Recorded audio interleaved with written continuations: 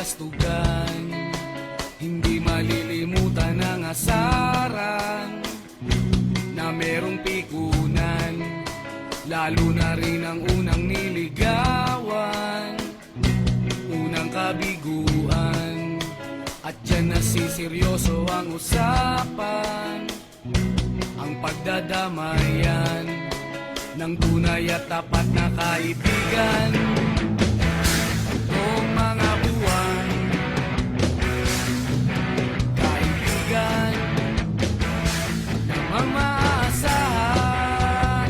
Oh, di na tayo pabata, edad may di nahahalata.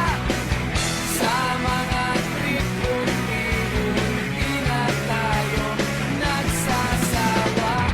Pero kahit ganon, barkadang matatag hanggang sa ngayon.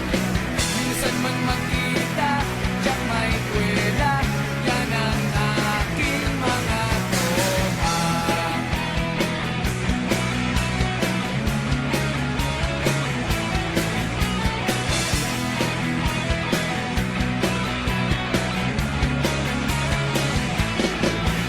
Inuman na pang magdamagan, minsan inaabot pa ng ayaan, na kung saan-saan, na para bang walang kinabukasan at kahantungan.